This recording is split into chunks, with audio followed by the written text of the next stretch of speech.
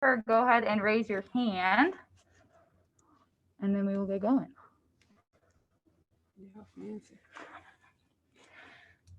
Cindy or Erica, do you have a question for Sylvia?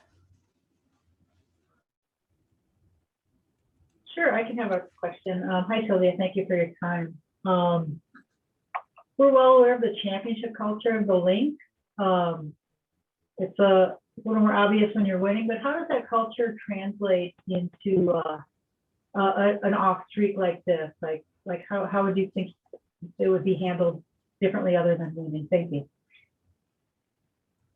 It's not handled different. We look at it the same, although we haven't been winning games. We're making sure we communicate. We're making sure we understand where each other's coming from. Making sure how can we, things seems a little confusing right now. We're a little disbottled, but the culture don't change. You just make sure you treat each other well. You make sure you continue to talk and making sure you're helping each other out as much as possible. Thank you. Erica, go ahead. Thank you. Hey, Sil, good to see you. Hope you're doing well today. I'm good. How are you?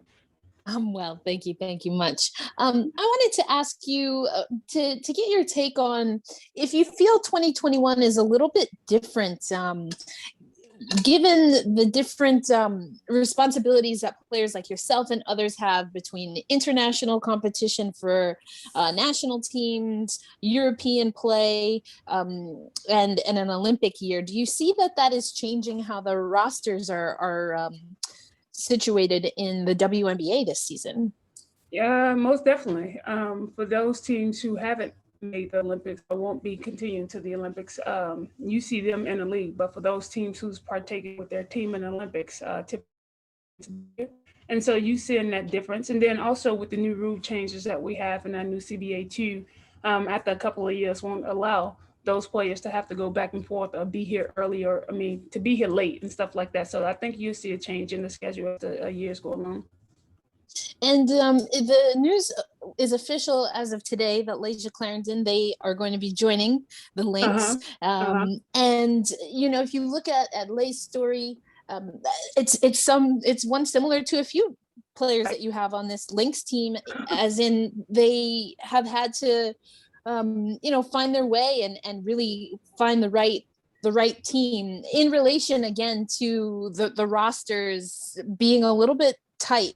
Right. Looking forward, do you think there's anything that can be done or should be done, looking at how there's so many commitments that players like yourself have between the WNBA national team and overseas? I think if we can start by getting more teams, I think 144 slot is not enough for as much talent that we have throughout the league.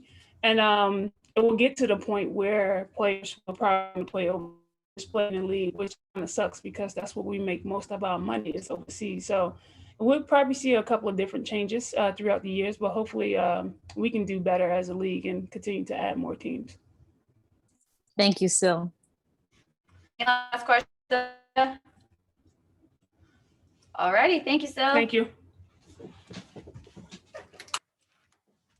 All right, that'll be it for Shootaround Media. I will send out the link for pregame and postgame media here shortly. Let me know if you guys have any questions, and we appreciate you joining us this morning. Have a good day, everyone.